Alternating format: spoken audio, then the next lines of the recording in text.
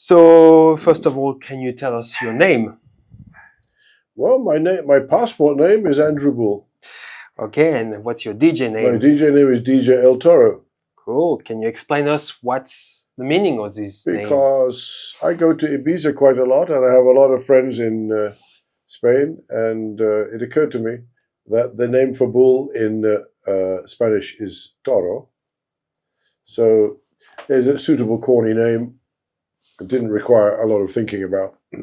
But it's surprising how many people don't make the connection. And I do get asked, what does it mean? I did because I have a Spanish background. So. Yeah, I was going to say. But yeah, that's good. I like your name. It's very You're cool. the first Spanish guy to ask me that. How did you start your career? If you can go from the beginning and quickly to now. Well, I was at a music school when I was about 7 years old. We all learned musical instruments. We were all in the choir. So music was common. It was part of my language experience.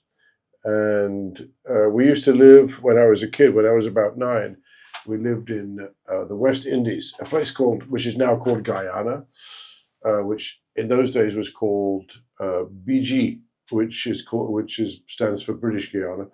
And there was a lot of calypso music, a lot of Nat King Cole, a lot of very cool 50s and 60s American music being danced to in the compound where we lived. And I would, as a kid, listen to people partying on weekends, celebrating. And I was always attracted to what must be causing that sound, which I believed to be human happiness in some form. So that's what bonded me to the idea of me having something to do with music.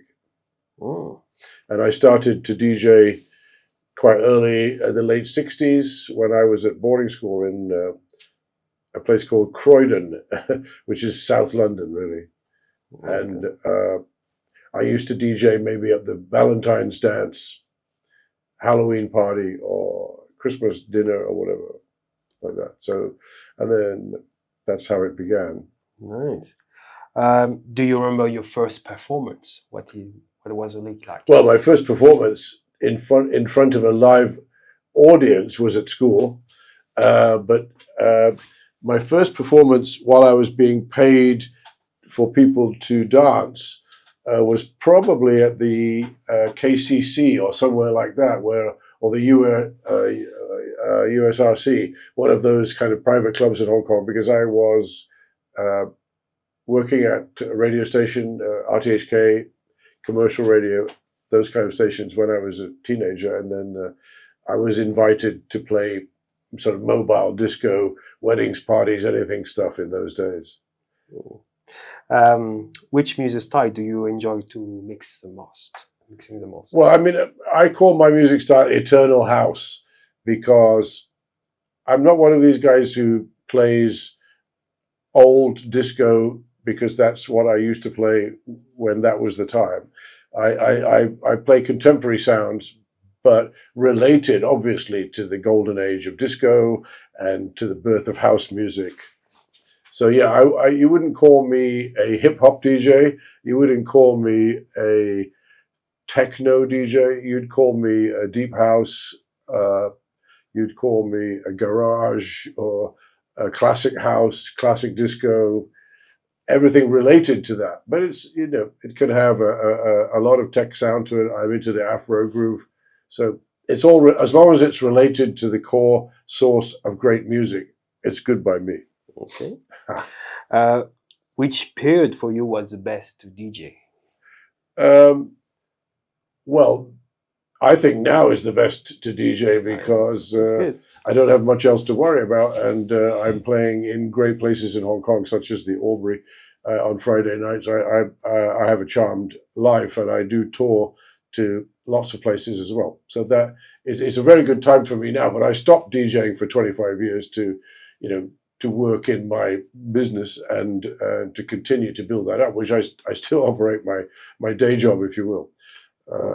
But I was a DJ full time in Hong Kong for 12 years. It's like from about 1973 or something like that, 2 or 3 or 4, around there, and carried on until I opened my own club, which was in 1985, Canton Disco. So when I opened that, I stopped DJing immediately. And it was like cutting off my own arm with a penknife, very hard to do. But it was my job to be management at that time, not to be the performer. So I had a lot of great guys, and we worked together for years. But I hardly stepped behind the decks in the 1985 to 72 era. Sorry, 92 era, what was that? Okay. Do you remember the first DJ gear you ever touched? Well, certainly when I was at school, the school didn't have any equipment, so we had to somehow rent like a 1970s London equivalent of a go-go van and go somewhere to rent, paying by postal order, which was a form of payment that the school would. I would get, £5 or something from the bursar to pay the rental company. So, and then we would have to take it back the next day. So we would rent this. It was 2 turntables. It was portable, like a suitcase, but it was very plastic stuff. And but it had two turntables and some kind of rotary mixer. But that was it. Wow. Do you think it's too easy to DJ now? Not for me. I find the equipment quite complicated because I'm still DJing like a caveman, really. I think I need to get a few lessons how to use the equipment from Soul Passion Music or somebody like that. Because my friend Kulu, who I partner with many times, he knows how to use all the effects, but I haven't studied that at all. So I have a lot to learn in the DJ business after 50 years. What do you think about the current music scene? Well, I like the fact that there's a tsunami of new music all the time in every genre.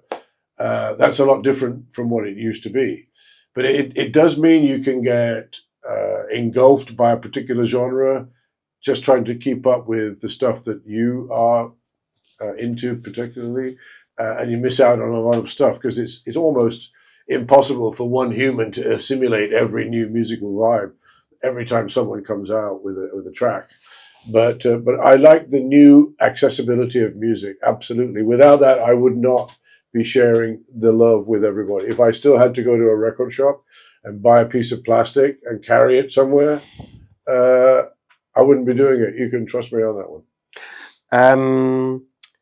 Would you rather to play at a club or festival or house party? Well, I mean, that's depends. I mean, I've played at terrible festivals and I've played at amazing festivals. They're very different experiences. I played at Wonder Fruit 3 or 4 times. Absolutely amazing, especially towards the end of the times that I played there, because we really built up a kind of loyal following. So I'm much more comfortable with people I either recognize or I can see that they're on the same wavelength as me. So Wonder Fruit's a great festival.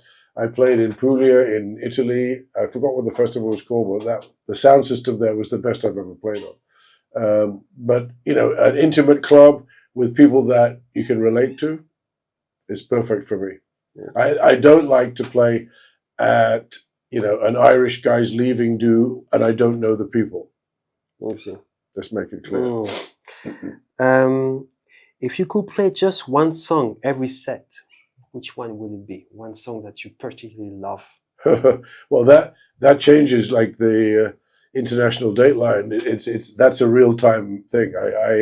I do have tracks that particularly work for me because I play quite a lot. I play every week at the Albury after dark, and I do play private things. So I could play 2 to 3 times a week if I needed to. I don't like playing more times than that. But yeah, I always have. I'm always in practice sufficiently to have a track that probably will sneak in if I'm playing to that kind of audience. And it's based on producers. Actually, what I like about the present time is you can actually work with producers who make music that you like. There's an amazing Turkish guy whose music I play. I'd rather say I'm into these producers rather than say this is the song I must play. But the style of music, there's a guy called Zetpi, there's a guy called T. Makakis, and my friend Corrado Bucci. I go by producers rather than songs. What city do you enjoy the most to perform? Wow. Well, I'm based in Shanghai and Hong Kong, and sometimes Shanghai is a better city than Hong Kong, and sometimes Hong Kong is a better city than Shanghai. At the moment, Hong Kong is a better city than Shanghai, so this is my favorite city to play. One of these days, I'll be home in Shanghai, and I'll be doing it there, hopefully. But Shanghai's been great for the last 20 years. It's a little bit strange at the moment with everything going on, but I hope that will improve over time. But Shanghai and Hong Kong are my go-to spots. But I love playing in Ibiza. I love playing in London. I played Canton Disco World Tour there last year, which was really amazing. And I'm amazed to be invited to, places that you would never. Like I've played in Amsterdam. I've played in, places in continental Europe that I can't remember the name of. So it's fantastic. Did you have a DJ mentor? Well, certainly when I was growing up as a DJ, I was pretty lonely in Hong Kong because there was only one club with records, and I was the DJ myself. So I didn't have anybody to mentor me about doing that. But I had so many friends who traveled internationally, people who, particularly in the 70s, before AIDS, there was like a gay DJ community in the States, which was pioneering beat matching and high levels of production. So those guys, like people like Tom Savarese, my DJ mentor was Frank Houlihan, who nobody ever talks about now. But there was people who used to stay at the Peninsula Hotel where I was the DJ. They would bring me cassettes from this guy, because in those days in Hong Kong we didn't have variable speed turntables, and the mixer was handmade by the sound company, because there was no mixer that you could buy that fit that space. And we learned from what was going on in New York how to upgrade Hong Kong. So we were 10 years ahead of London, for example. London was still encouraging DJs to talk between the records and be like Jimmy Savile or some kind of colorful personality, rather than driving the music on a wavelength with the customer on a journey. Which is the basic difference in technique, which is what I certainly learned from my cloud of mentors. I used to go to the States to buy records 3 times a year, and I would always go to see Bobby DJ Gudetaro. I would see Richie Kazor at Studio 54. All of these guys passed away many years ago, either AIDS or some other reason. But the legends all passed away. But in the legends of the 70s, I'd say, for me, Frank Houlihan, Tom Savarese. What's the wildest thing you ever seen in a gig? Something like crazy that's keeping your mind until those days. Well, that happened. I have to revise that every single week. There's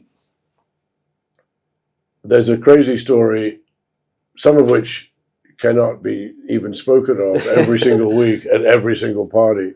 Okay. But that one of the craziest things was it was a Tuesday night in about 1982, and I was hanging around. The bar wasn't even playing, and then it was raining. It was Typhoon number 3, and then the whole band of Kraftwerk, wearing their red shirts and the black ties, came into the club, because they had been delayed by the typhoon and an unexpected trip to Hong Kong, somehow found out what the #1 club was, and turned up looking like the album cover.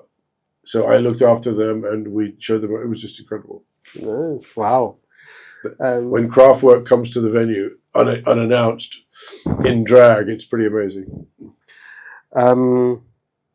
Which DJ would you love to team up for a DJ set? Well, I have good vibes with lots of guys. My favorite guys are two guys called Suki and Kulu. I have a team called the Holy Spirits. The three of us play together in perfect harmony.